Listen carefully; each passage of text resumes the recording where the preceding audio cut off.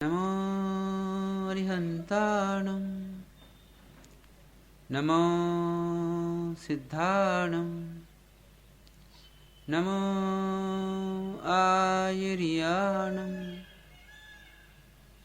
नमो उवज्झायाणं नमो लोये सौसाहुणं ऐसो पंचनमुकारो सौव पावपनाशनो मंगलानं च सवेसिं परमं हवै मंगलं परमं हवै मंगलं परमं हवै मंगलम्। अरेहन्तो भगवन्त इन्द्रमहिता सिद्धाश्च सिद्धिस्थिता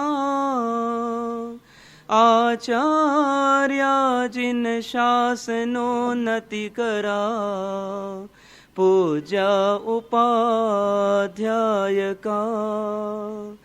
श्री सिद्धांत सुपाठिका मुनिवरा रत्नत्रयाराधका पंचैते परमेष्ठिनः प्रतिदिनं कुर्वन्तु वो मंगलम् कुर्वन्तु वो मंगलम्।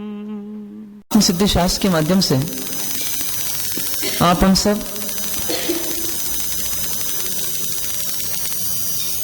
किस प्रकार से हमारी साधना में, हमारी आराधना में भूलें रह जाती हैं, उन भूलों को दूर करने का प्रयत्न कर रहे हैं। और चिंतन की इस कड़ी में हम आत्मार्थी के लक्षण को समझने का प्रयत्न कर रहे हैं, और ये लक्षण हमारे अंदर प्रकट हों, इसका भी निरंतर हमारे को भाव करते जाना है। जे स्वरूप समझा बिना पाम्यो दुख अनंत समझाव्यो ते पद नमो श्री सद्गुरु भगवन आत्मज्ञान त्या मुनि पणो ते साचा गुरु होय बाकी कुल गुरु कल्पना आत्मार्थी नहीं जो प्रत्यक्ष सद्गुरु प्राप्ति नो गणे परम उपकार त्रणे योग एकत्वथी वर्ते आज्ञाधार एक होय त्रण काल मां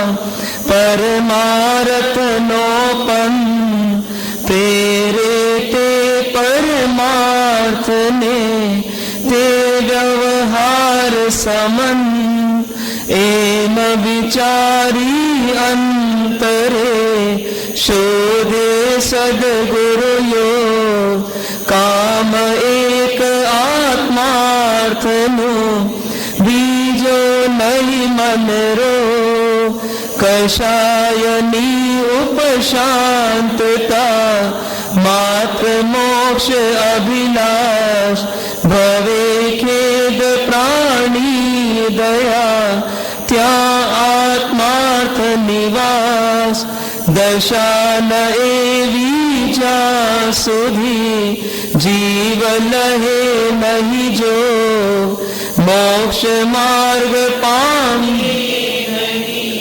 मटे न अंतर रो आवे जाए भी दशा सद्गुरु बोध सुहाय ते बोधे सुविचारणा त्या प्रगटे सुखदाय जा प्रगटे सुविचारणा त्या प्रगटे निज ज्ञान जे ज्ञानेशय मोह थई पामे पद निर्वाण उपजे ते सुविचारणा मोक्ष मार्ग समझाय शिष्य संवाद थी, भाखु षडपद आए। आत्मा चेते नित्य छे करता निज कर, छे भोक्ता वळी मोक्ष छे, मोक्ष उपाय सुधर। षट स्थानक संक्षेपमा, षट दर्शन पणते, समझावा परमार्थ ने, कया ज्ञानी कया ज्ञानी। चिंतन की इस श्रृंखला को और आगे बढ़ाते हुए हम चिंतन करें कि हम किस निष्कर्ष तक पहुंचे हैं। हमने ये तय किया है कि हम जो भी धार्मिक कार्य करते हैं, प्रवचन सुनते हैं, सामायिक करते हैं, प्रतिक्रमण करते हैं, माला करते हैं, जाप करते हैं, तप और त्याग करते हैं, इन सब के पीछे हमारा एकमात्र लक्ष्य है और वह यह है कि हम मोक्ष की प्राप्ति करें। और मोक्ष का अर्थ है संसार से छुट्टी नहीं बल्कि दुखों से छुट्टी। मतलब जो अनंत काल की यात्रा में इस आत्मा को प्रति क्षण दुखों की श्रृंखला चल रही है, कभी शारीरिक, कभी मानसिक और कभी औपाधिक यानी बाह्य।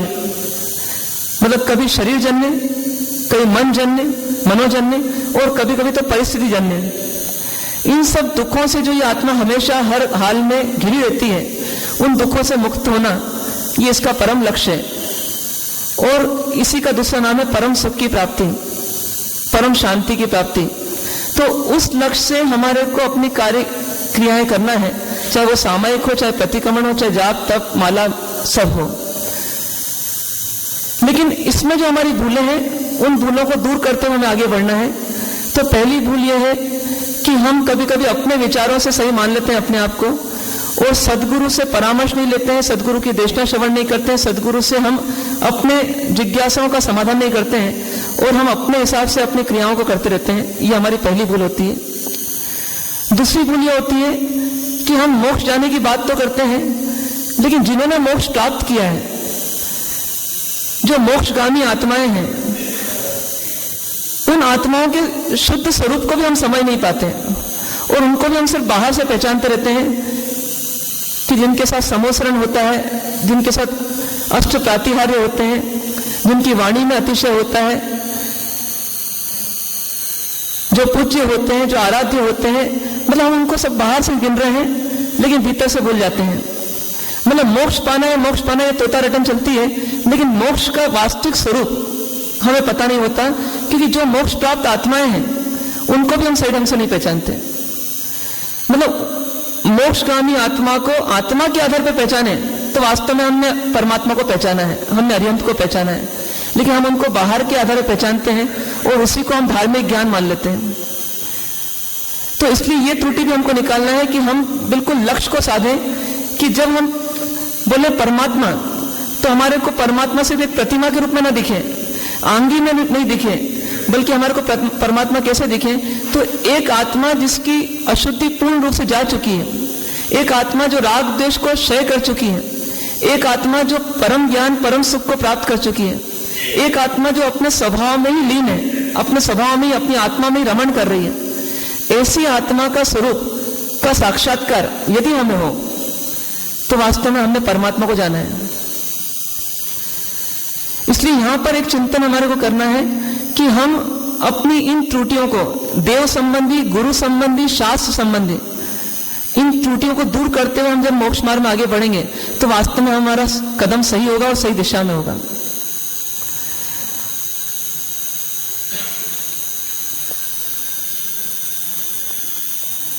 और आगे बढ़े, कल हमने इसकी भी चर्चा की कि जिसको मोक्ष प्राप्त करना है या जिसको सत्य प्राप्त करना है, तो उसके अंदर कोई ना कोई पात्रता होगी तो सत्य को पाने लायक बनेगा, और ये पात्रता अंदर में नहीं होगी तो सत्य सामने भी आ गया तो सत्य को समझ नहीं पाएगा।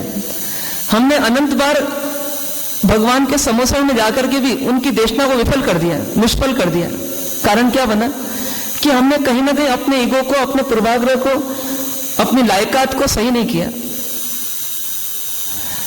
इसलिए यहां पर बताया कि एक साधक के अंदर वास्तव में क्या पात्रता हो जिससे वो मोक्ष मार्ग में प्रवेश कर सके। और मोक्ष मार्ग में प्रवेश तो बात की बात है, वो देशना श्रवण के लायक बन सके। ये तो अभी एक रूढ़ी चलती है, परंपरा चलती है कि जो आवे सो लाभ पावे वाली बात चलती है कि जो भी आ जाए ठीक है। पर वास्तव में यहां आने के बाद में देशना श्रवण कौन कर सकता है? जिसके अंदर साधकता है। जिसके अंदर साधकता नहीं है तो उसके अंदर कोई परिवर्तन नहीं आएगा, भले वो तीर्थंकर परमात्मा की देशना सुन ले।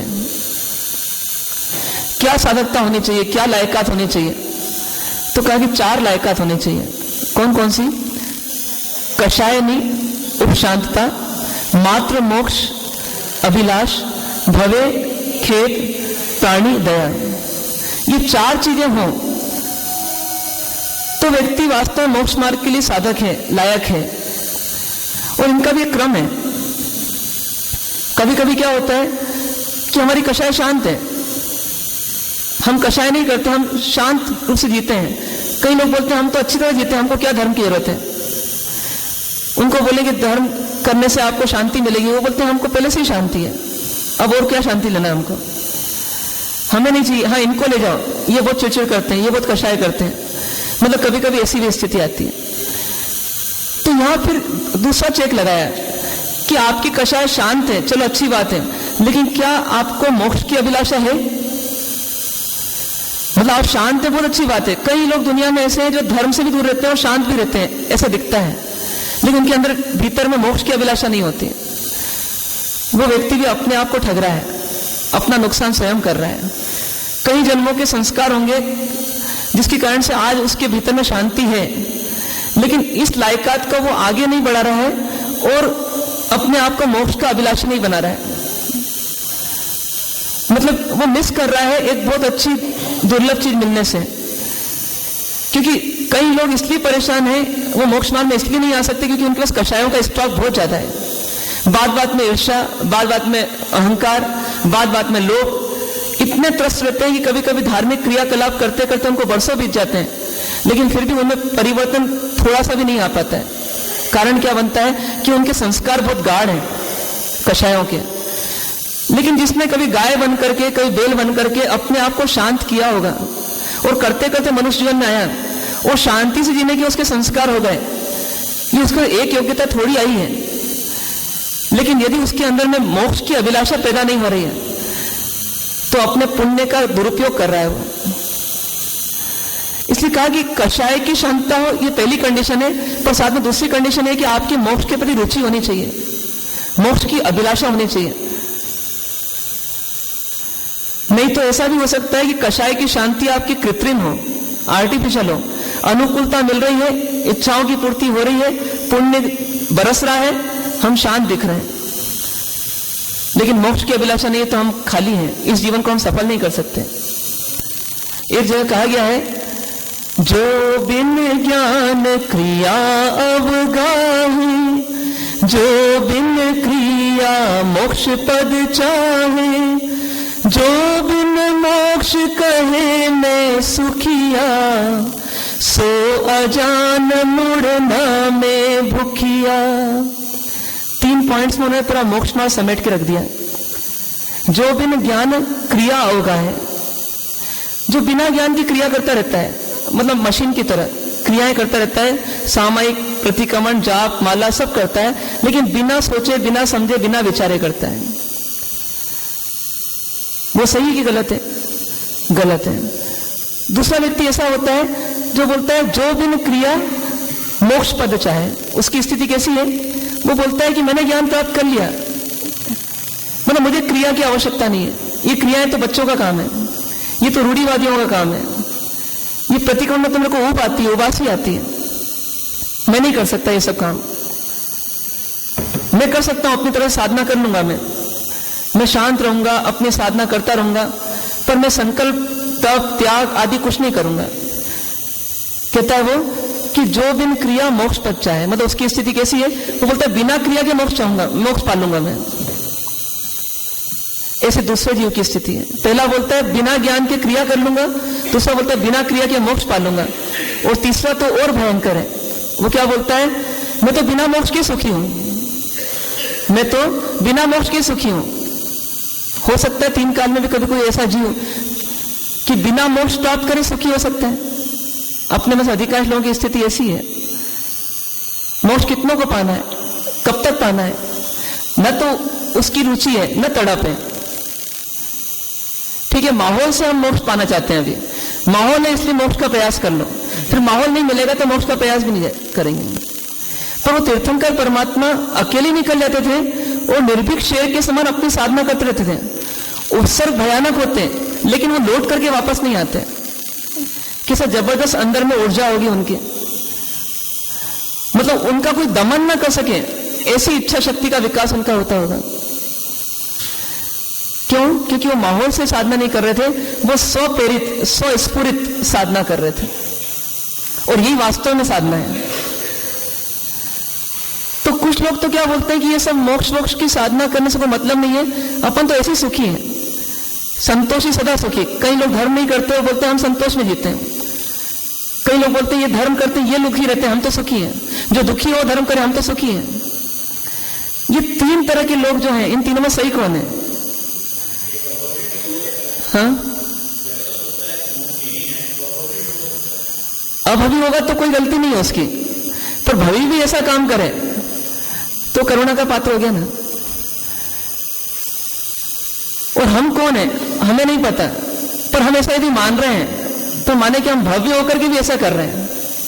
कहीं ना कहीं हम भव्य हैं ऐसा मानना चाहिए हमको। स्कूल में एडमिशन लेने वाला कभी नहीं सोचता मैं फेल हो जाऊंगा, तो वो तो सोचता पास होकर ही रहूंगा, अब भले ही फेल हो जाए वो बात की बात है।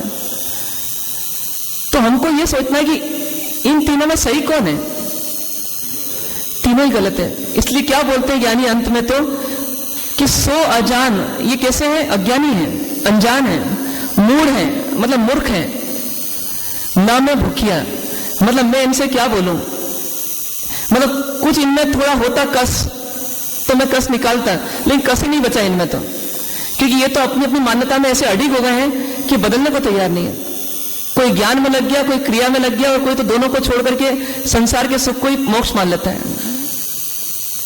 ऐसी स्थिति में जो जीने वाला व्यक्ति है उसके प्रति दया आती है ज्ञानियों को, लेकिन कुछ कर नहीं सकते, क्योंकि जो अपना स्वयं नहीं करे तो दूसरा उसको क्या करेगा। तो यहां पर हमारे को एक चीज सोचना है, सिर्फ इतना चिंतन चले कि बिना मोक्ष के सुखी हो सकते हैं क्या? बिना मोक्ष के सुखी होना मतलब क्या? कि बिना वीतरागी हुए सुखी होना। मतलब इसका मतलब ये हो जाए कि राग द्वेष करने वाला भी सुखी हो सकता है, और राग द्वेष करने वाला सुखी हो सकता है, इसका मतलब इच्छाएं करने वाला सुखी हो सकता है, और इच्छाएं करने वाला सुखी हो सकता है, वो कभी तीन काल में भी संभव नहीं है।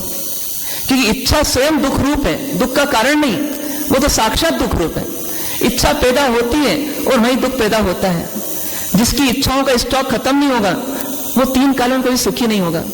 इसलिए बिना मोक्ष के, मतलब बिना वीतरागता के, बिना इच्छा जय के कभी हमारे को सुख नहीं मिल सकता। अब इसके आधार पर आप तय कर लीजिए आपको मोह करना कि नहीं करना, अपना संसार सुहावना लगना चाहिए कि नहीं लगना चाहिए, अपने को राग रंग में फंसना कि नहीं फंसना, अपने को पांच इंद्रियों के विषयों की आदत और व्यसन पालना कि नहीं पालना।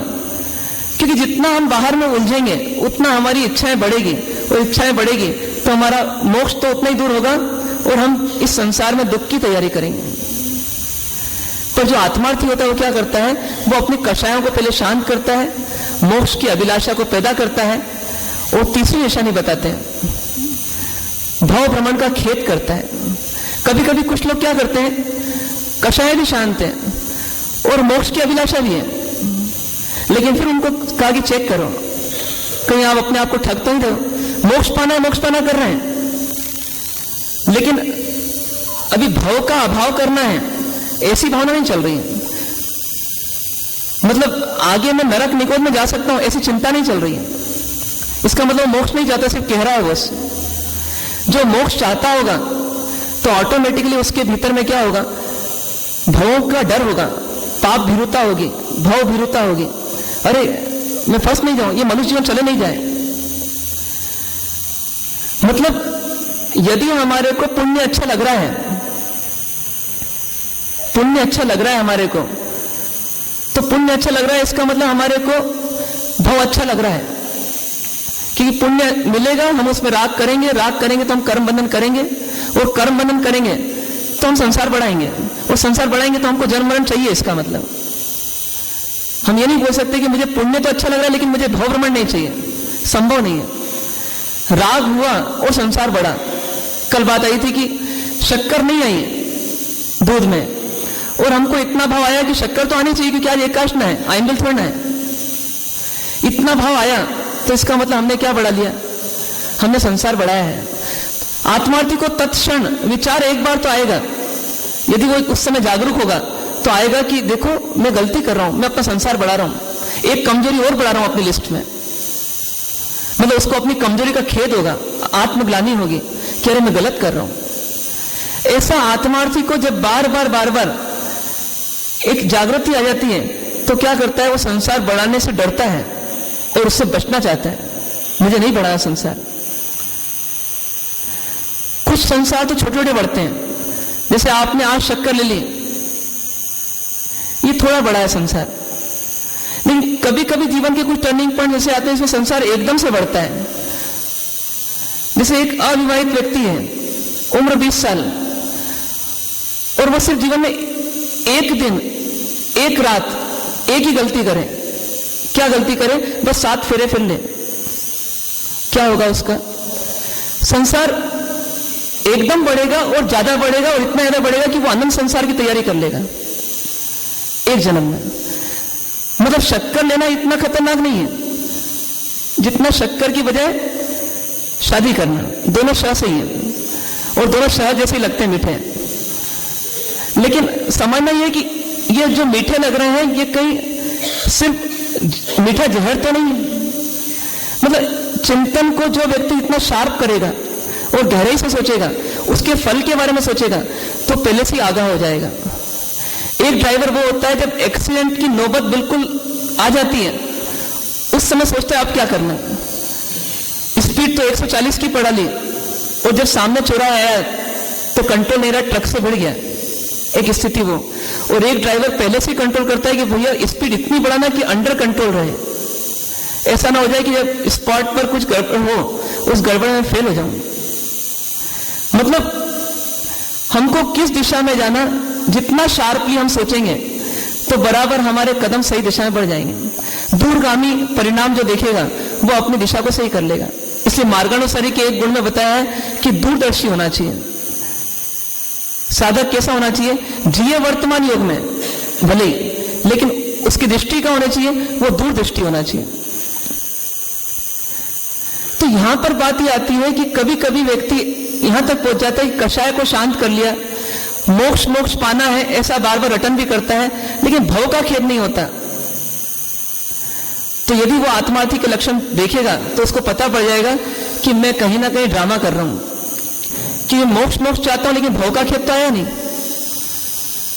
अपने लगता है अपन एक शक्कर का दाना मांगे और अपने गन्ने में जाके जम लेना पड़ेगा, एकेम भी बनना पड़ेगा, ऐसा डर आता है अपने को। ये नहीं आता, इसका मतलब भव का खेद नहीं है। मैंने अलग से कोई डिमांड की या जो मिला है उसमें भी राग किया तो फंस रहा हूं। मतलब सीधे उसको क्या दिखेगा कि मैं सीधे नरक और निगोद में जा रहा हूं। क्योंकि अल्टीमेटली यदि मनुष्य जीवन छोड़ दिया तो हमारी काफी संभावना तो क्या बनती है कि हम गिरते पड़ते घूमते फिरते कहां पहुंचेंगे? तो निगोद में पहुंचेंगे हम। क्यों कहते हैं 2000 सागर तक के लिए हमारे को त्रस्त नाड़ी मिलती है। मतलब ये सब एकनी से पंचनी जो भ्रमणशील जीवन है वो हमारे को सिर्फ 2000 सागर तक के लिए मिलता है, और इसमें भी हम नहीं तिरे, मुक्त नहीं हुए, तो वापस हम कहां जा पड़ते हैं? निगोद में जा पड़ते हैं। मतलब हमारे दो ही मुख्य ठिकाने हैं, या तो हम मोक्ष पहुंचेंगे और या फिर निगोद पहुंचेंगे। दो लंबे काल बिताने वाली जगह है। अब यदि मोक्ष नहीं पाया तो इसका मतलब जाने की संभावना कहां है? निगोद में। और ऐसे भी अपन अनुमान लगाएं कि जिस जीवन रूप में सबसे अधिक प्राणी जीते होंगे वहां जाने की प्रोबेबिलिटी, वहां जाने की संभावना सबसे अधिक है। मतलब एक बोरा भर करके गेहूं पड़े हैं और उसमें अपन कहें कि 4 दाने शक्कर के डाल दिए और या मिश्री के डाल दिए। अब आपने आंख मीच करके बोरे में से कुछ निकाला, एक दाना निकाला, दूसरा निकाला, तीसरा निकाला, अधिक संभावना किसकी है? गेहूं की। तो इस संसार में सबसे अधिक प्राणी किस रूप में है? निगोद में है। मनुष्य तो क्वचित है, कहीं कहीं पर है।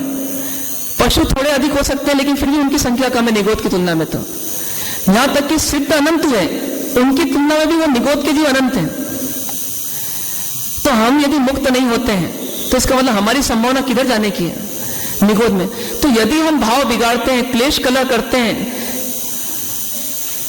टीवी आदि मनोरंजन छोड़ते नहीं है, राग रंग के विषयों को छोड़ते नहीं है, तो हमारी अधिक संभावना क्या बनती है कि हम निगोद में जाएंगे। तो उसका खेद जिसको हो जाए कि ये हाथ में आया हुआ अवसर छूट नहीं जाए, ये देव गुरुधाम चले नहीं जाए, ये मनुष्य जीवन बीत नहीं जाए, कहीं मौत की घड़ी नजदीक आ नहीं जाए, मैं अपना काम कर लूं, ऐसी जिसकी जागृति आती है वो कौन है? वो आत्मार्थी है। बाकी तो भवार्थी है, भव चाहता है, वो भव भ्रमण चाहता है। और चौथी कंडीशन बताइए कि एक व्यक्ति बोले नहीं, मुझको तो मेरी तो कषाय भी शांत है, मेरी तो मोक्ष में भी रुचि बहुत है, इसलिए तो इतनी साधना कर रहा हूं, मजाक थोड़ा कर रहा हूं। और साथ में मैं तो भव भ्रमण भी नहीं चाहता, मुझे डर लगता है, मेरे रोंगटे खड़े हो जाते जब मैं नरक निगोद की बातें सुनता हूं तो। लेकिन उससे बोलेंगे चौथा चेक लगाओ। चौथा क्या है कि आपके जीवन में, आपके मन में प्राणियों के प्रति दया है कि नहीं? अपने प्राणी, अपनी आत्मा और अन्य आत्माओं के प्रति दया है कि नहीं? यदि वो बोले कि नहीं दया नहीं है, और बोले नहीं लेकिन जिए ऐसे कि दया नहीं है, तो इसका मतलब क्या हुआ? कि वो भी आत्मार्थी नहीं है। मतलब बोले कि मेरे को भाव भ्रमण का डर तो है लेकिन जी रहा है अपने अंदाज से, मतलब जब जब जो करना है वो तो करते ही है। एक व्यक्ति समझ का 28 भी कर ले और जब दीपावली आए तो फटाके भी जोर शोर से फोड़े, तो हम क्या मानेंगे उसको कि आत्मार्थी है ना वो? अरे 28 कर रहा है। तो नाग केतु ने की थी 3 दिन की, मतलब 8 तक किया था, वो मुक्त हो गए, तो इसने तो 28 किए, तो ये तो मुक्त होगा ना। ये आर्टिफिशियली दिख रहा है ऐसा साधक जैसा, लेकिन भीतर में उसको अभी संवेदना जागी नहीं है, कोमलता जागी नहीं है, सरलता आई नहीं है, प्राणियों पर दया नहीं आई है। क्योंकि रोटी ना छोड़ सके साधक तो ये तो समझ में आता है, लेकिन फटाका नहीं छोड़ सके तो इसका मतलब वो कितना अभी कमजोर है। एक व्यक्ति प्रवचन हॉल में घुसे लेकिन बाहर तंबाकू थूक करके घुसे, भले ही कुल्ला कर ले, लेकिन उसको क्या बोलेंगे हम? देंगे उसको सर्टिफिकेट कि हाँ ये आत्मार्थी साधक है, ये प्रतिदिन आते हैं प्रवचन में। क्योंकि जो अपनी अनिवार्य आवश्यकताओं को भी नहीं छोड़ पा रहे, मतलब अनावश्यक आवश्यकताएं जो क्रिएट कर ली उनको भी नहीं छोड़ पा रहे, तो वो आत्मार्थी साधक कैसे बनेंगे?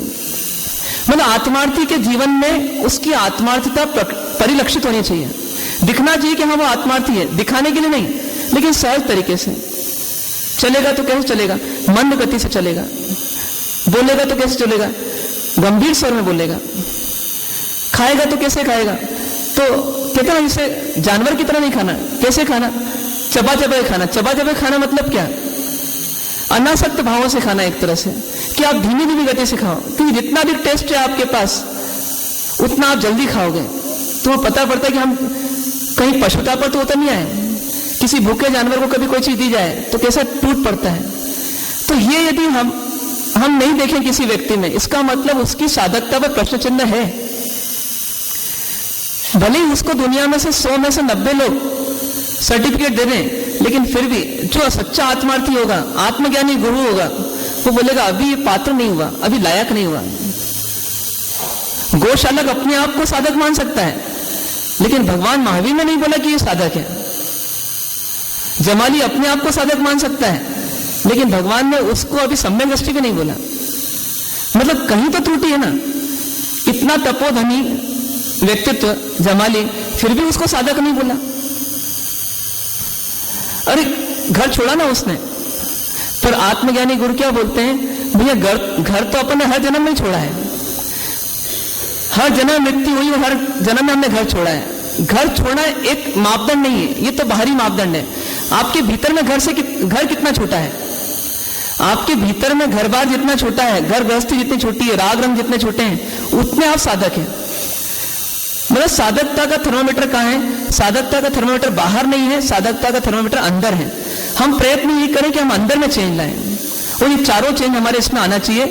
कषाय शांत हो, बार बार प्रयत्न हो, मोक्ष की अभिलाषा बार बार प्रकट करें, अपने भीतर में इतना चिंतन करें कि वापस हमारा निष्कर्ष निकले कि नहीं, मुझे मोक्ष ही पाना है। और बार बार हम अपने हर राग द्वेष की वृत्तियों में उसके दूरगामी परिणामों को देखें कि ये भाव मुझे कहां ले जाएगा और कितना दुख पाऊंगा वहां जाकर। और बार बार हम अपने व्यवहार को इतना साधें कि हमारी गंभीरता, हमारी सजगता, हमारी सरलता ये इतनी बढ़े कि प्राणियों पर सहज दया हो जाए। इस प्रकार की वृत्ति से जो जीते हैं वो कौन कहलाते हैं? वो आत्मार्थी कहलाते हैं। अब ऐसा भी नहीं है कि जिस आदर्श तरीके से ये बात रखी गई है, इतना आदर्श व्यक्ति के जीवन में एक क्षण में आ जाएगा, एक क्षण में बिल्कुल मात्र मोक्ष अभिलाषा तक पहुंच जाए, ये किसी के भी बस की बात नहीं है। क्रमशः होगा, लेकिन बीज दिखना चालू हो जाएगा, बीज अंकुरित होना चालू हो जाएगा, फिर अंकुरित पल्लवित होना चालू हो जाएगा, और एक दिन वो पुष्पित हो जाएगा। पर क्रमशः होना लगेगा। मतलब यदि आत्मार्थपना आ रहा है तो धीरे वो प्रकट होगा, और ये प्रकट हो रहा है, ये एक संतुष्टि का विषय है।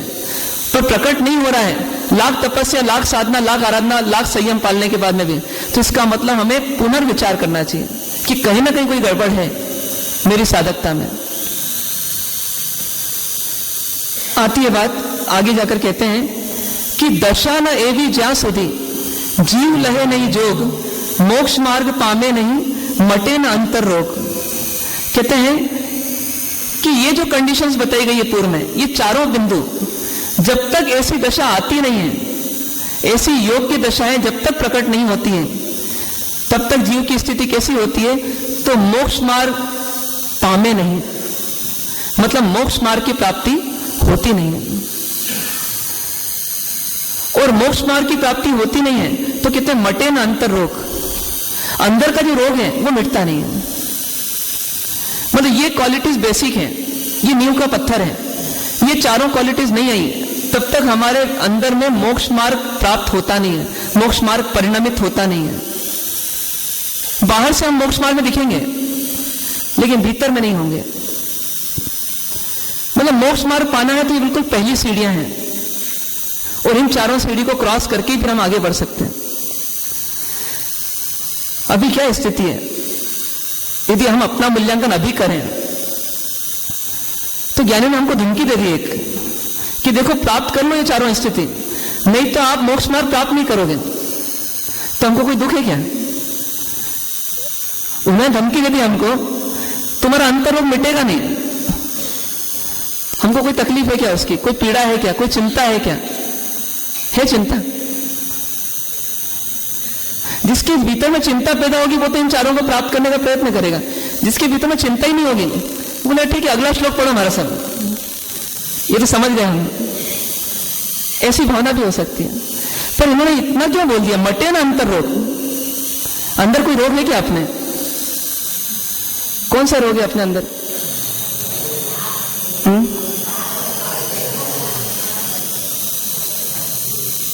कहीं जांच करवा ली, ये रोग पकड़ में नहीं आ रहा। तुम बताइए रोग है क्या? क्या रोग है? राग द्वेष है, बस ही रोग है ना। राग और द्वेष की वस्तुओं से दूर चले जाए हम, राग द्वेष मिट जाएगा। राग द्वेष का कोई बीज अंदर है क्या जो राग द्वेष के फल पैदा कर रहा है? वो बीज कौन है? मोह है। और इस मोह का ही बीज क्या है? हाँ, मिथ्यात्व, इच्छा है। इच्छाएं पैदा क्यों होती है? जड़ मिली कि नहीं मिली अभी तक? 50% हो गया उपदान। अब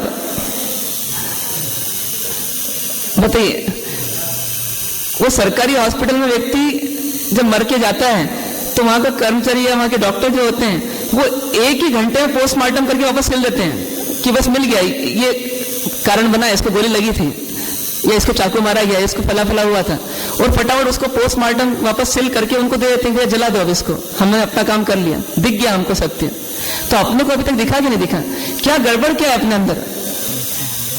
लोगों के अंदर नहीं, अपने अंदर क्या महसूस है आपको अभी तक कि अपने अंदर कौन सा रोग है? बताइए। मिथ्यात्व है। क्या मिथ्यात्व है हमारे को?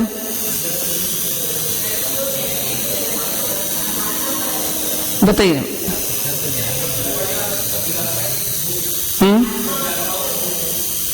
अभिलाषा स्वयं भूख है ना, अभिलाषा स्वयं भूख है, लेकिन ये पैदा क्यों हो रही है?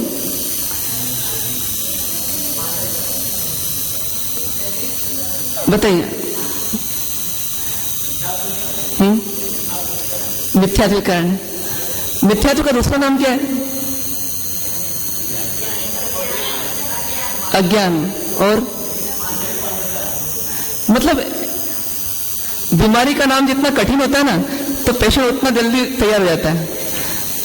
उसको बोलो सर्दी जुकाम में समझ में नहीं आता, उसको बोलते ब्रोंकाइटिस है, तो एकदम खड़ा हो जाता है बिल्कुल कि डॉक्टर साहब कहाँ एडमिट होना बताओ। तो थोड़ा सा ऐसा बीमारी का ऐसा नाम लग जाए हमारे को कि हमारा काम हो जाए। बताइए बीमारी क्या है हमारे को? मिथ्यात्व है, भ्रम है, यूं कहने पागलपन है। पागल ही है ना, कितने जबरदस्त पागल है हम। क्या पागलपन है हमारे को? परम सुख अपने अंदर और बाहर खोज रहे हैं। पागलपन। फिर बीमारी पकड़ में क्यों नहीं आ रही? बीमार है यदि तो बीमारी पकड़ में आ जाना चाहिए, फिर पागलपन जा क्यों नहीं रहा है?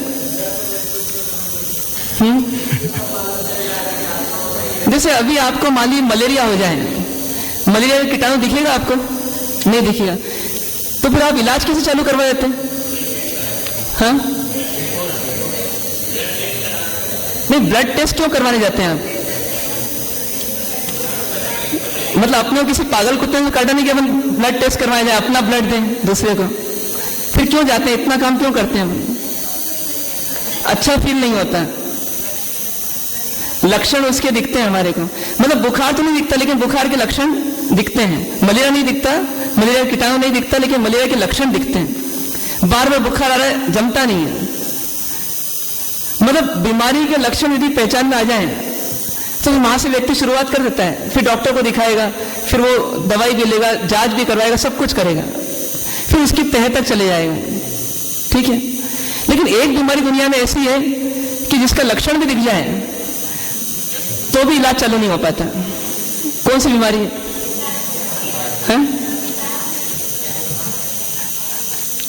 पागलपन की। पागलपन की बीमारी ऐसी है कि जिसका लक्षण तो दिखता है हर क्षण, लेकिन बीमार को समझ में नहीं आता वो लक्षण, वो मानता ही नहीं उसको।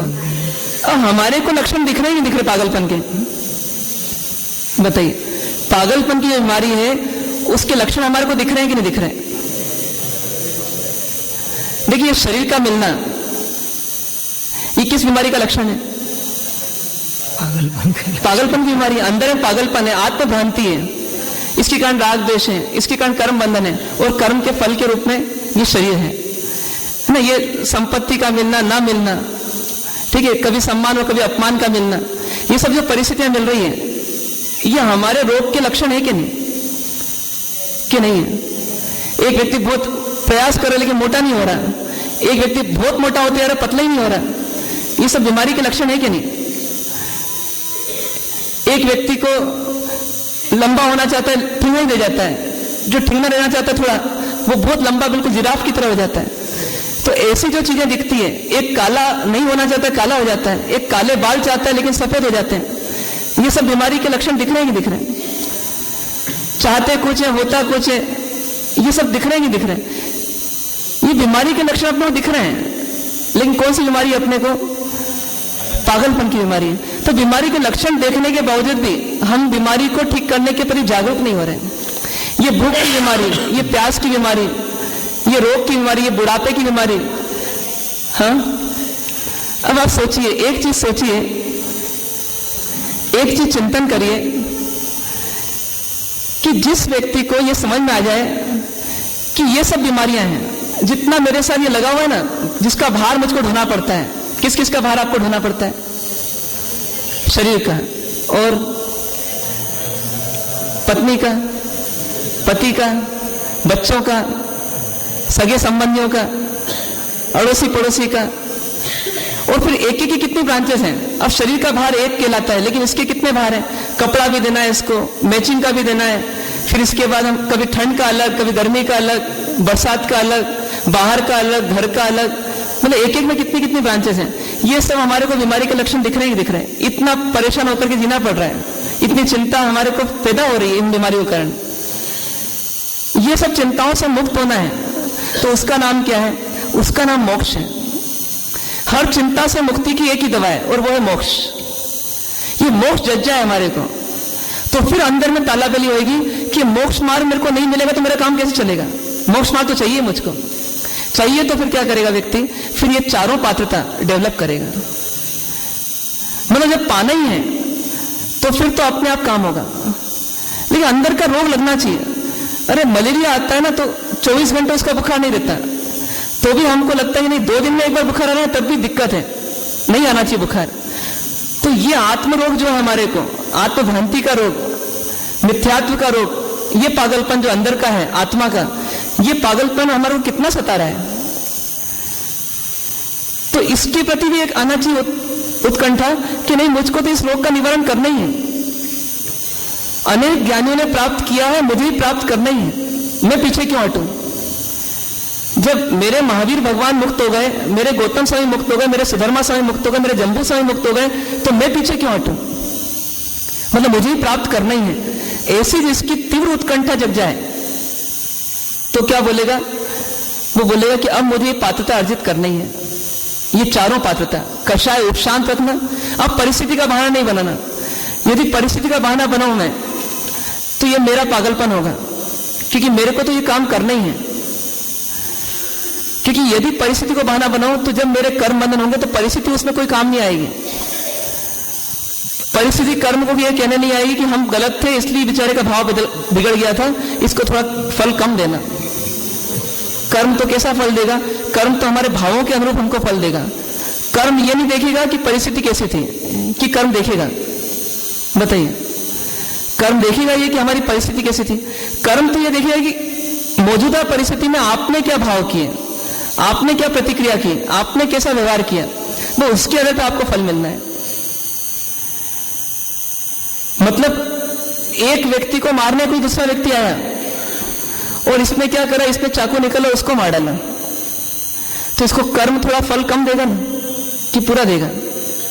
इसके भावों का पूरा फल इसको मिलेगा। तो एक चिंतन हम करें कि परिस्थिति हमारे को बचाएगी नहीं, बाद में वो इतनी सहानुभूति व्यक्त नहीं करेगी कि देखो इनकी परिस्थिति ऐसी थी इसलिए इनको ऐसे भाव आए। वो तो ये बोलेगी भैया ये जाने उनका काम जाने, इनके भाव इनका फल, जैसे भाव वैसा भुगतान। क्या करना? हमारे को ध्यान रखना कि हमारी कषाय शांत रहे, परिस्थिति का बहाना न बनाए। ऐसी मोक्ष की अभिलाषा पैदा नहीं होती तो बार बार पैदा करना, चिंतन करना वापस संसार का कि धर्म में सुख है कि अर्थ में सुख है कि काम में सुख है कि मोक्ष में सुख है, और बार बार अपने मन को ऑटो सजेशन देना, बार बार सजेस्ट करना कि नहीं ये मोक्ष में ही सुख है। और इसी प्रकार से भव का खेद बार बार वर्ते और प्राणियों पर दया भी बार बार आए, ऐसा वर्तन हमारा चलता रहे तो हमारा अंतरोग मिटेगा। उसके लिए मार्ग बताते हैं, जो व्यक्ति अपना अंतरोग मिटाना चाहता है तो उसकी दशा कैसी है? आवी जा एवी दशा, मतलब ये चारों बिंदु जिसके जीवन में आप परिणमित हो जाते हैं, मतलब जिसके जीवन में आने लगते हैं, तो बोलते हैं आवे जा एवी दशा। ये चारों बिंदुओं वाली दशा जिसके जीवन में आने लगती है तो उसकी स्थिति कैसी बनती है? सदगुरु बोध सुहाय, मतलब उस जीव को अब सदगुरु का बोध अच्छा लगता है, सुहाता है। इसका मतलब क्या हुआ कि ये दशा आने के पूर्व चाहे कितने ही बड़े से बड़े सदगुरु मिल जाएं, लेकिन उनका बोध अच्छा नहीं लगेगा। कई बार हमारा मन बोलता है ना कि ये बात बहुत कठिन कठिन चल रही है। नहीं, कहीं पर भी प्रवचन हमको समझ में नहीं आते, या हमने सुनते हुए कहते हुए ऐसा सुना होगा कई लोगों को, वास्तव में उनको पकड़ी उनकी दशा क्या है। वो प्रवचन गलत नहीं है या वो शास्त्र गलत नहीं है, वास्तव में व्यक्ति ने अपनी पात्रता कम कर रखी है। जो पात्रता चाहिए शास्त्र पढ़ने के लिए वो तैयार नहीं है। LLB के छात्र को मेडिकल कॉलेज की पुस्तक दे दी जाए, क्या होगा? समझ नहीं पाएगा। इसमें गलती किसकी है? पुस्तक की। पुस्तक को पढ़ने की योग्यता उस छात्र में नहीं है, इसलिए गड़बड़ हो रही है। तो इसलिए हमारे को एक चीज मानना है कि जो हमारे को सदगुरु का बोध या शास्त्रों की बातें या परमात्मा की बातें नहीं सुहाती है, इसमें कारण कोई और नहीं है, हमारी पात्रता अभी कम हो गई है। आप बोले कि जिसने एकाशना होता है उससे हमारे साथ बात थोड़ी कम समझ में आती है, तो इसका मतलब बात उस दिन गड़बड़ हो गई ऐसा नहीं है, उसे हमारी कषाय थोड़ी बढ़ गई। कौन सी कषाय बढ़ गई बताइए? लोक कषाय थोड़ी सी बढ़ गई। एक कषाय बढ़ेगी ना तो आपका मन नहीं लगेगा।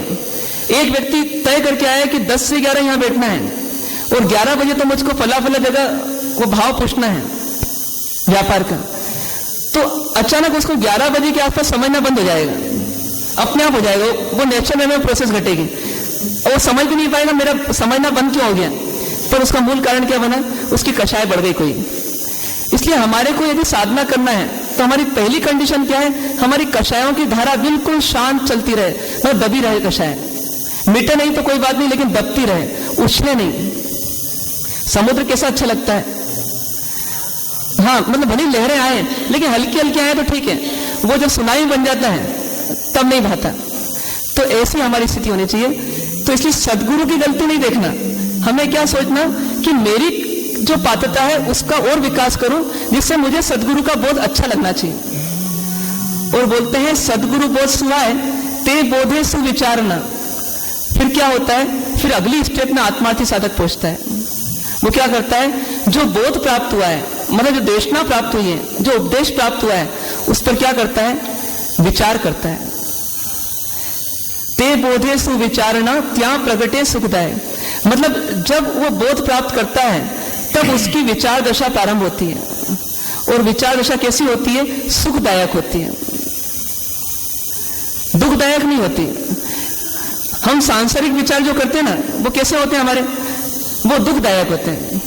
अच्छा इसने मेरे को ऐसा कहा था, आने तो उसको शाम को फिर बताऊंगी उसको, तो वो दिन भर जो विचार चलेगा वो सुखदायी रहेगा कि दुखदायी रहेगा? दुखदायी। पर जब हम आत्मविचार करते हैं, परमार्थ का विचार करते हैं, सदगुरु के बोध का सुविचार करते हैं, तो उस समय हमारा विचार कैसा होते जाता है? हमारे लिए सुखदायी होते चले जाते हैं। अच्छा भाव भ्रमण है, अच्छा मैं फंस जाऊंगा, मैं मर जाऊंगा, मुझे ऐसा काम नहीं करना, मुझे अपने राग नहीं करना।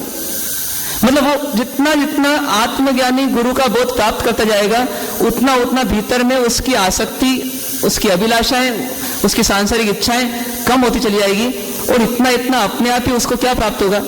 सुख अपने आप प्राप्त होगा। इसलिए क्रम बताया, सबसे पहले तो चारों पात्रता अर्जित करो, उसके बाद क्या करो? उसके बाद सदगुरु का बोध प्राप्त करो। सदगुरु का बोध प्राप्त करने के बाद क्या करो? उस पर विचार करो। विचार करने के बाद क्या करना? तो कहते हैं जहां प्रगटे सुविचारणा त्या प्रगटे निज ज्ञान। जब भीतर में सुविचारना चालू हो जाती है, विचार चिंतन मनन चालू हो जाता है, तो अपने आप क्या प्रकट होता है? आत्मज्ञान की प्राप्ति होती है। मतलब आत्मज्ञान की प्राप्ति में कोई बिल्कुल परम सहायक कोई चीज है तो क्या है? कोई मंत्र है कि कोई माला है कि कोई वासक्षेप है? वो क्या है? सुविचारना, बिल्कुल नजदीकी कारण। सदगुरु का बोध भी दूर हो गया। सदगुरु का बोध प्राप्त करने के बाद भी यदि विचारना नहीं हुई उस पर, चिंतन नहीं हुआ उस पर, तो आत्मज्ञान नहीं हो सकता। मतलब आत्मज्ञान का जो कारण है बिल्कुल निकटतम, वो तो आत्मचिंतन ही है। आत्मचिंतन के बिना आज तक किसी को आत्मज्ञान प्राप्त नहीं हुआ। इसलिए क्या करना? जो संसार संबंधी हम पेना चिंतन करते हैं, बोध चिंतन करते हैं, वो चिंतन कम करके हमें अपनी आत्मा के बारे में, परमार्थ के बारे में, जीव अजीव के बारे में, पुण्य पाप के बारे में, आश्रय संवर के बारे में, संसार और मोक्ष के बारे में अपना चिंतन चलना चाहिए। ये चिंतन हमें कहाँ ले जाएगा? आत्मज्ञान की ओर ले जाएगा। मतलब चिंतन का निर्णय ही वास्तव में आत्मज्ञान है। जब तक चिंतन निर्णयात्मक नहीं होता तब तक वो चिंतन कहलाता है, और जब वो चिंतन निर्णयात्मक हो जाता है तो क्या बन जाता है? वो आत्मज्ञान हो जाता है। और जब आत्मज्ञान होता है तो फिर क्या होता है, तो कहते हैं जे ज्ञाने क्षय मोह थे। क्या होता है, आत्मज्ञान के बल पर क्या प्राप्त होता है, मोह का क्षय प्राप्त होता है। मतलब बिना आत्मज्ञान के मोह क्षय नहीं हो सकता, ये मान के चलिए आप। कोई व्यक्ति बोले कि मैं बहुत लंबे काल से तपस्या कर रहा हूं, बहुत लंबे काल से मौन हूं, मैंने तो घर भी छोड़ दिया, कोई कंडीशन काम नहीं करेगी। एक कंडीशन तो मस्ट है, और वो क्या है, वो आत्मज्ञान। आत्मज्ञान के बिना हमारा कोई प्रयास सफल नहीं हो सकता, इतना महत्वपूर्ण है आत्मज्ञान। कहते हैं जे ज्ञाने क्षय मोह थे, मतलब इस आत्मज्ञान के बल पर क्या होता है, मोह का क्षय होता है। और मोह के क्षय से क्या प्राप्त होता है, तो बोलते हैं पामे पद निर्वाण, उसके बाद ही निर्वाण की प्राप्ति होती है। कभी कभी अपन सुन सकते हैं कि इनका तो महानिर्वाण हो गया, तथाकथित महात्मा का, तथाकथित भगवान का, तथाकथित संत का। पर कंडीशन है, निर्वाण किसका होगा, जिसका मोक्ष होगा, मतलब मोह का क्षय होगा। और मोह का क्षय किसका होगा, जिसको आत्मज्ञान होगा। मतलब इसके बिना कोई अपने आप को भगवान बोले तो नाम से भगवान दास ये भगवान हो सकता है, लेकिन वास्तव में भगवान नहीं हो। ये एक मोक्ष मार्ग शॉर्ट में दे दिया, शॉर्ट में मोक्ष मार्ग दे दिया। अब हमें देखना हमारी गाड़ी कहां कहां फंस जाती है, उलझ जाती है। कभी तो पात्रता ही विफल हो जाती है, कोई विशेष कषाय का उदय आ जाता है, परिस्थिति विशेष आ जाती है, हमारी कषाय उमड़ जाती है और हमारी पात्रता ही फेल हो जाती है। मतलब अभी आप बैठे हैं यहाँ पर, ठीक है, और अभी यहाँ से बाहर निकले और इतने में किसी ने मोबाइल पर एक न्यूज दिया आपको कि आपका तो पोता हुआ है, क्या होगा, आपके चेहरे खिल जाएंगे कि ऐसे मायूस रहेंगे, मानो प्रवचन सुन रहे हैं, क्या होगा, खुश हो जाएंगे ना। तो क्यों होंगे, ये कषाय उमड़ा, ये कषाय उमड़ी, हमको क्या देखना है, कषाय उमड़ी। कषाय उमड़ी मतलब मेरा क्या गया, मेरी पात्रता गई। मतलब कहते हैं ना, हाईवे पर गाड़ी टर्न करना हो किसी को तो लिखा रहता है कि चूका ध्यान और गई जान। मतलब यहां पर ही वही बात लागू होती है कि आपने एक क्षण के लिए आपने अपने आप को कषायों में लगाया तो आपको अपनी विस्मृति हुई, आपका ध्यान चुका। तो इतनी जागृति हमारे को आनी चाहिए बार बार कि कषाय हमारी शांत रहे। दूसरी कंडीशन, कषाय चलो शांत है, मतलब चारों कंडीशंस हमारी फुलफिल हो रही मान लीजिए, तो फिर अगली कंडीशन हमारे को यह देखना है कि सदगुरु का कहां पर समागम मिल सकता है। सदगुरु रूपी कुआं हमारे पास नहीं आएगा, ये मान के चलना है। हमें क्या करना पड़ेगा, स्वयं जाना पड़ेगा। मतलब सदगुरु का बोध सुनना है, उसकी लालसा, उसकी इच्छा, तीव्र अभिलाषा वो भीतर में हो। और फिर क्या करें, दत्त चित्त होकर के, एकाग्र होकर के फिर क्या करें, उनका बोध श्रवण करें। सिर्फ सुन लेना ही बोध नहीं होता, वो जो सुना हुआ है वो अंदर पहुंच जाए, वो सुना हुआ जो है वो अंदर पहुंच जाए तो अपन कहेंगे कि हाँ ये बोध हुआ। अभी आपसे पूछा कि 10 मिनट पहले क्या बोला था आपने, क्या मन क्या बोला था, तो आपने सुना जरूर है लेकिन वो पहुंचा नहीं अंदर। मतलब यह बोध का मतलब क्या है, अंदर तक पहुंच जाए, भले उस पर चिंतन नहीं हुआ है, लेकिन जो बात है यथा तथ्य जैसी कही गई है वैसी वैसी पहुंच जाए, इतना तो कम से कम मेमोराइज हो जाए। इसको बोलते हैं सदगुरु बोध। और यह भी कैसा होना चाहिए, मजबूरी वश नहीं होना चाहिए।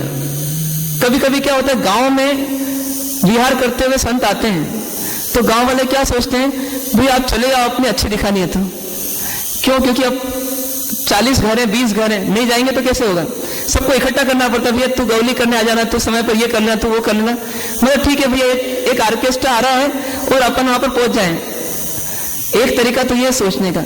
और एक क्या, अंतर में तीव्र अभिलाषा कि मेरे को तत्व को जानना है, और तत्व को जानने के लिए मेरे को अंदर में अपने चिंतन को बढ़ाना है। चिंतन को बढ़ाने के लिए मुझे कुछ ना कुछ रॉ मटेरियल चाहिए, और वो रॉ मटेरियल कहाँ चाहिएगा, कहाँ मिलेगा, तो सदगुरु के बोध से मिलेगा। ऐसा भीतर में सदगुरु के बोध की सर्वोपरि महत्ता हो हमारे मन में कि नहीं सब काम छोड़ देंगे। कोई बोले आपको कि चातुर्मास चालू है, आप इतनी विनंती करके ले गए, आप दुकान तो बंद रखते होंगे ना उस समय, तो आप लोग क्या बोलते हैं, नहीं दुकान तो चालू रखना पड़ती है। तो दुकान चालू है तो फिर चातुर्मास क्यों करवाया, दो में से एक ही चीज करवाते फिर आप। पर ऐसा प्राय हर जगह होता है। मतलब व्यक्ति को 1 घंटे का ग्राहक ज्यादा प्रिय है कि 1 घंटे का संत ज्यादा प्रिय है?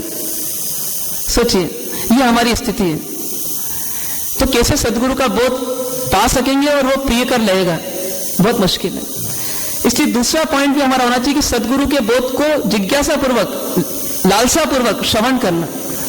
और तीसरा पॉइंट फिर बहुत कठिन है कि जो सुना है उस पर विचार करना। कितना विचार करना चाहिए कि सुने पर कम से कम वो निर्णय तक आ जाए। निर्णय होगा तो आचरण अपने आप आ जाएगा। मतलब जो सुना है उसका निर्णय तो हो जाए। जड़ चल जगनी एठ नो, न घटे तुझने भोगो मित। बताइए क्या अर्थ होता है इसका? बताइए। आगे वाले 4 लाइन को छोड़ दें अपन। बताइए, कहीं सुना था कि ये आपने? कब सुना था? पिछले जन्म में? फिर याद करो। मतलब सुनी बात को हम याद क्यों नहीं रख पाते हैं? क्योंकि हम उससे मनोरंजन कर लेते हैं। पर जड़ चल जगनी एठ नो, न घटे तुझने भोगो मित। हे मित्र, ये संसार कैसा है? जड़ है, ये चलायमान है। ये जग तो जग की झूठा नहीं, ये भोग की वस्तु है। तुझे ये भोग सुहाता नहीं है। हाँ? भोग पुरुषार्थ में सोचिए। अभी चलो इतना याद आ गया अपने को। सोचिए, फिर सोचिए ऐसा क्यों नहीं रहता कि हमने निर्णय नहीं करा। जिस दिन सुनते हैं उस दिन थोड़े भाव बनते हैं, क्योंकि वो रॉ मटेरियल हमारे अंदर रहता है। फिर दूसरे दिन थोड़ा कम हो जाता है, तीसरे दिन थोड़ा और कम हो जाता है। ऐसे करते करते 0 हो जाता है। फिर नए दिन पूरे सपाट होके आते हैं और नया सुन लेते हैं। ऐसा करते करते वर्षों बीत गए, अनंत काल ऐसे ही बीत गया, पर काम नहीं हुआ। क्यों नहीं हुआ? क्योंकि एक बार उस पर निर्णय नहीं किया। एक बार कहीं एकांत में जाकर के उसका निर्णय करके उठे कि चलो 24 मंदिर हैं, एक दिन भी 2 दिन भी एक जगह अपन चिंतन करेंगे 1 घंटे बैठ करके, तो 48 दिन में अपना कितने सारे चिंतन हो जाएंगे 24 मंदिरों में जाकर के। पर चिंतन करना ही हमारे को कि जिससे निर्णय हो सके। आप संसार में भी तो ऐसे ही करते हैं ना। कोई भी उलझा हुआ मसला आता है, बहू भाग गई, आ नहीं रही घर पर वापस, क्या करेंगे? पूरा घर परिवार एक मीटिंग बुलाता है, कैसे पकड़ना, कैसे लाना उसको, कैसे मनाना उसको। मतलब सब एंगल से सोच विचार करके फिर निर्णय करके उठते हैं, भैया करना है अपना काम, तो अपनी जग हंसाई हो जाएगी। ऐसा नहीं चलेगा। बेटा मम्मी को समझाता, मम्मी थोड़ा आप चुप रहा करो। मम्मी बोलती बेटा तू है ना थोड़ा समय पर खाना खा लिया कर, ऐसा कर वैसा कर। मतलब किसी भी तरह बहू को लाना ही है बस। तो जब छोटे छोटे मसलों में भी हम कितना गहरा चिंतन करते हैं, तो ये तो अपनी आत्मा का मसला है, आत्मा का प्रश्न है। इसको सॉल्व करना चाहिए कि नहीं करना चाहिए? मैं कौन हूं, मैं कैसा हूं, मेरा संसार से क्या नाता है? ये 3 प्रश्न में तो पूरा मोक्ष मार आ जाता है। मैं कौन हूं, मैं कैसा हूं और मेरा संसार से क्या नाता है? ये 3 प्रश्नों को जो हल कर ले उसको क्या प्रकट हो जाता है? मोक्ष प्रकट हो जाता है।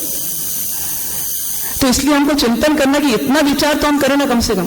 ये तो हमारा जो इनपुट है वो फेल हो जाता है। हमारा समय, हमारा पैसा, हमारी ऊर्जा वो वेस्ट हो जाती है, क्योंकि हम परिणाम तक नहीं पहुंच पाते। सुविचार हो, और सुविचार होने के बाद में उस विचार को कहां तक पहुंचाना कि वो निर्णय तक पहुंच जाए कि आत्मज्ञान प्रकट हो जाए। आत्मज्ञान मतलब क्या? फिर इसको रिवाइज कर लीजिए। आत्मज्ञान मतलब क्या? एक तो आत्मा का ज्ञान, पहली चीज, पहला उत्तर। थोड़ा और विस्तार में जाए तो आत्मा का ज्ञान जिसको हो जाएगा उसको पर का ज्ञान होगा कि नहीं होगा? पर का ज्ञान उसमें गर्भित है। मतलब आत्मा और पर का जो भेद है उसका ज्ञान हो जाना, क्या आत्मा है और क्या पर है, क्या स्व और क्या पर है, इसका भेद हो जाना, इसका नाम क्या है? इसका नाम आत्मज्ञान है। और आगे बढ़े तो आत्मा को कैसे जीना चाहिए, आत्मा का कर्तव्य क्या है और अकर्तव्य क्या है, इसका ज्ञान हो जाना, ये क्या है? ये आत्मज्ञान है। बताइए आत्मा का कर्तव्य क्या है? आत्मा को स्वभाव में रखना। स्वभाव क्या है आत्मा का? सुख है। सुख कैसे प्राप्त होगा? क्या करना पड़ेगा आत्मा को सुख पाने के लिए? कुछ करना आत्मा का स्वभाव है कि कुछ नहीं करना आत्मा का स्वभाव है? तो जब आत्मा कुछ नहीं करेगी उस समय क्या करेगी, क्या होगा? ज्ञान करना आत्मा का स्वभाव है कि राग करना आत्मा का स्वभाव है? अभी जब राग करती है आत्मा, ने ज्ञान नहीं करती क्या? ज्ञान करती है, फिर लेकिन ज्ञान के साथ राग भी कर लेती है, मतलब अज्ञान के साथ राग कर लेती है। हमको महसूस होना चाहिए कि देखो मेरा स्वभाव सिर्फ जानना है, राग करना नहीं है। किसी चीज को देखें तो कैसे देखना चाहिए उसको? किसी चीज को देखना है तो कैसे देखना, बताइए? हाँ? ज्ञातद्रष्टा भाव से, मतलब कैसा? मतलब कितनी सफाई से, जैसे बकरी खाती है ना, बीच में उदाहरण दिया था आपको, दाना खा लेती है, मिट्टी छोड़ देती है। तो ऐसे ही हम क्या करें, वस्तु में से सिर्फ वस्तु का ज्ञान ले लें और वस्तु का राग नहीं लें। इतनी सफाई से हमको उसको लेना है, उसको ग्रहण करना है। वस्तु भीतर में चली जाए लेकिन वस्तु का राग भीतर में नहीं जाए। जैसे मान लीजिए कि आपने रसगुल्ला देखा, तो रसगुल्ला देखते से आपको क्या होना चाहिए, बताइए? थोड़ी देर बाद देखेंगे ना अभी, तो क्या देखना है उसमें आपको?